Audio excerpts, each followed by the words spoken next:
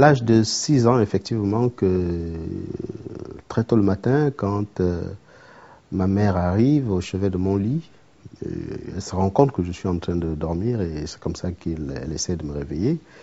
Malheureusement, je n'arrive pas à me mettre debout. C'est ce qu'elle me raconte. Et du coup, elle se met à essayer de me mettre debout. Malheureusement, je tombe.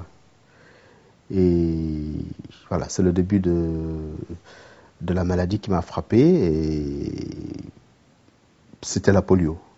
Mais la polio, l'évidence de la polio n'était pas bien perçue par les parents. Il fallait, comme en Afrique, accuser le grand-père ou la grand-mère.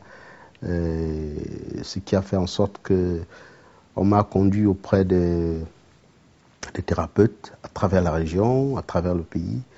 Et c'est finalement à l'âge de 7 ans que l'évidence est là. Je suis atteint de la polio.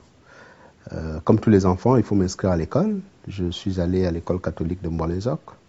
Et il faut rappeler que cette maladie a fait en sorte que mes parents déménagent du petit village qui était coincé entre deux rivières pour se mettre du côté de la route, à Mboilézoc. Et donc en 1968, mes parents sont venus s'installer en Mboilézoc. Et c'est dans ce village que j'ai commencé à aller à l'école, dans une brouette. Et voilà, et mes parents, chaque soir, venaient me rechercher. Et le matin, quand la brouette des cousins n'était pas disponible, c'est ma grand-mère Billet et ma mère qui venaient me déposer, me rechercher à midi. Et parfois, ils m'oubliaient. Bon, ça, ce sont des péripéties. Mais j'avais dans ma tête un challenge. Parce qu'il faut dire que j'ai grandi avec des challenges, dans les challenges. À l'école primaire, il fallait absolument que je montre que j'étais un enfant comme tout le monde. J'ai réussi à franchir le cap du primaire jusqu'au CM2, où j'ai obtenu le certificat d'études primaires. Et j'ai obtenu le concours d'entrée en 6e au collège d'enseignement catholique d'Angone, où j'ai retrouvé une ambiance familiale autour des sœurs de l'Immaculée Conception, qui m'ont élevé comme leur enfant, sœur Adèle, et sœurs et des autres religieuses. J'ai grandi dans cette ambiance-là jusqu'au brevet d'études du premier cycle, en 3e. Et je suis admis à l'Immaculée Conception. Voilà un peu le parcours comme enfant. Une fois à l'Immaculée Conception, il fallait surmonter d'autres défis.